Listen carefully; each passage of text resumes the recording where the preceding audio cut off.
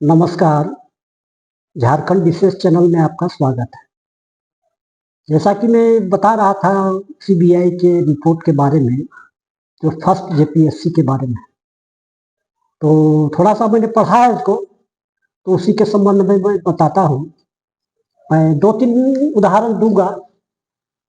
पहली बात तो ये समझिए कि उस समय जो जेपीएससी के मेंबर थे, जो बाद में सदस्य बने, बाद में अध्यक्ष बने, तो उनकी योग्यता क्या थी? तो वे 4 थे, 4 में से 2 जनरल थे, एक एसटी वर्ग से था, एक एससी वर्ग से था। बैकवर्ड क्लास का कोई नहीं था, जिसका नुकसान बाद में लोगों को उठाना पड़ा। ये कैसे होगा, ये कैसे हुआ, ये मैं बाद में बताऊंगा। तो जो सीनियर मेंबर थे, जो रहने वाले बांका के हैं और उनकी शिक्षा दीक्षा भागलपुर में हुई है, उन्होंने बस सही में जेपीएससी को हाईजैक कर लिया था और सारा कुछ अपने मन से वो तय करते थे, और जो अध्यक्ष थे ये केवल उनके पीछे पीछे चलते थे। तो वो जो मेंबर थे उनका तो कहना ही नहीं है। हर स्तर पर उन्होंने पूरी तरह से अपने स्वार्थ के लिए, अपने रिश्तेदारों को फायदे के लिए और जान पहचान वालों को नियुक्त करने के लिए जेपीएससी को पूरा बर्बाद कर दिया।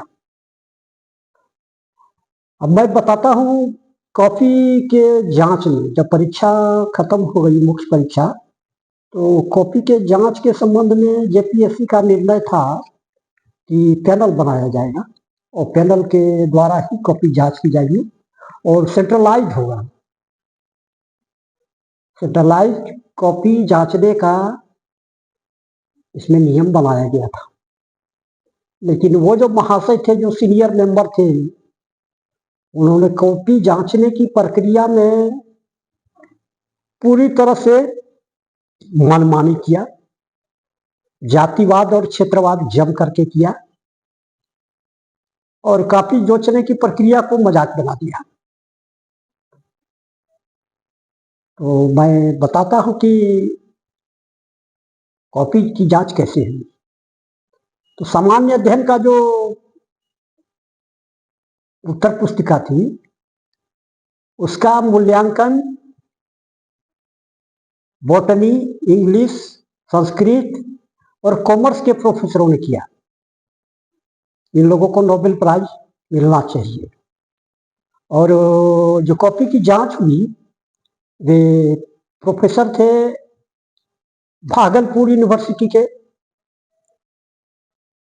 सिद्धू कानू यूनिवर्सिटी के,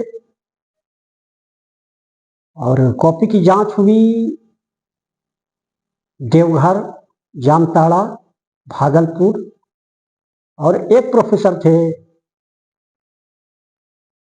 रांची यूनिवर्सिटी के, कॉमर्स के। उन्होंने भी अपना कहे अनुसार अपना रोल किया।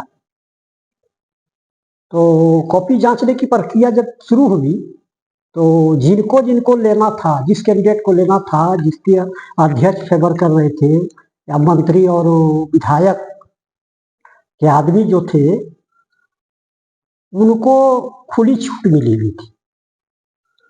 इन लोगों ने क्या किया, संवैधानिक अधिकारों का, कर्तव्यों का उल्लंघन करते हुए कॉपी की जांच कहाँ कहाँ की जा रही है, उन लोगों को बता दिया गया और वे लोग जाकर के अपने हिसाब से, जैसा कि इंस्ट्रक्शन था जेपीएससी का, उसके हिसाब से उन लोगों ने नंबर बढ़वाए। तो ये मत सोचिए कि उन लोगों ने समाज सेवा में अभ्यर्थियों के नंबर बढ़ाए। उन लोगों ने नंबर बढ़ाने के लिए काफी पैसा लिया और उसी के अनुसार से नंबर इन लोगों ने दिया। मुझे इस बात का पता जामताड़ा में चला था। कैसे पता चला था मैं बाद में बताऊंगा। तो देखिए कि किस प्रकार का दुरुपयोग हुआ। एक कैंडिडेट हैं राजमहल के, तो उनको जो नंबर दिया गया था उसमें काट के 98 नंबर बढ़ाया गया, 98। अब बताइए कि एक नंबर बढ़ने से या घटने से कितने उम्मीदवार बाहर हो जाते हैं, लेकिन उनको 98 नंबर दिया गया, बढ़ाया गया 98 नंबर। अब आप खुद सोचिएगा और पता लगाइए कि वहां का कौन मंत्री या विधायक था जिसके कारण से ऐसा हुआ। फिर दूसरा देखिए, एक वो जनरल कैंडिडेट है, वो है आपका चतरा का, तो उसका कॉपी में नंबर है 121, 121। और जो जेपीएससी वाला जो मेरिट, जेपीएससी में जो मेरिट लिस्ट तैयार किया गया उसमें 156 दिया गया। एक और कैंडिडेट है जनरल में जो कृपा पात्र थे, अब किसके संपर्क में है वो थे और वो कौन मंत्री विधायक था नहीं कह सकता। उनका वास्तविक नंबर 85 आया था, लेकिन मेरिट लिस्ट बनाने में 134, 134 का इन लोगों ने दिया, 134। इसके अतिरिक्त जो भयंकर कांड इन लोगों ने किया है जिसके बारे में मैं बताना चाहता हूं कि एक महिला उम्मीदवार है जो अध्यक्ष का रिलेटिव है, तो वो विकलांग नहीं है। विकलांग है अगर तो मुश्किल से 20% से अधिक नहीं होगा, क्योंकि मैं मिल चुका हूं उससे। लेकिन विकलांग कोटे में उनकी नियुक्ति हुई और इस संबंध में मैं बताना चाहूंगा, सीबीआई रिपोर्ट में भी लिखा हुआ है कि इसमें विकलांग कोटि में जो आंख से निशक्त हैं या कहिए कि अंधा है, उसकी नियुक्ति होनी चाहिए। अगर विकलांग है और एक अंधा व्यक्ति भी अगर है तो विकलांग को छोड़ करके उसी की नियुक्ति, अंधे व्यक्ति की, उसी उम्मीदवार की नियुक्ति की जानी है। राज्य सरकार का स्टैंडिंग ऑर्डर है।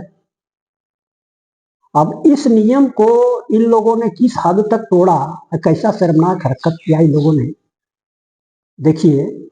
और जो वीडियो मेरा देख रहे हैं, ऐसा शेयर अधिक से अधिक कीजिए ताकि उन जो इंटरव्यू दिए थे वो जनरल कोटे में माने आंख से लाचार थे, अंधे थे, और दूसरा एसटी कोटे में इंटरव्यू दिया था। तो नियम ऐसा है कि एसटी कोटे में जो उम्मीदवार है उसको प्राथमिकता देना है और वास्तविक नियुक्ति में उसी की होनी चाहिए थी, उसी कैंडिडेट की नियुक्ति होनी चाहिए थी। लेकिन इन लोगों ने तमाम मानवीय मूल्यों को, संवैधानिक नियमों को और सभी प्रक्रियाओं का उल्लंघन किया, शर्मनाक ढंग से काम किया और अपने रिलेटिव को नियुक्त कर दिया। तो ये तो बेहद गंभीर मामला है। और जो है कैंडिडेट जो विकलांग नहीं है, जो अध्यक्ष का रिलेटिव है, उसकी नियुक्ति की गई, उसकी नियुक्ति तुरंत रद्द होनी चाहिए। अगर उस कैंडिडेट तक मेरा वीडियो पहुंचता हो तो आपको सलाह मेरी यही रहेगी कि आप तुरंत सीबीआई कोर्ट से अपना निकालें उसकी रिपोर्ट को और कोर्ट में जाएं, नहीं तो धरना दीजिए सरकार के यहाँ कि आपकी नियुक्ति अविलंब हो। और 2007 में नियुक्ति हुई है सभी की, तो 2007 से जोड़ करके आपका वेतन भत्ता जो होता है वो मिलना चाहिए, उसका क्लेम तुरंत कीजिए, क्योंकि ऐसे लोगों का तुरंत सजा नहीं मिल पाएगी, लेकिन आपकी नियुक्ति होनी चाहिए, आपका संवैधानिक अधिकार है। तो फिर मैं आगे बात करता हूँ अगले अंक में।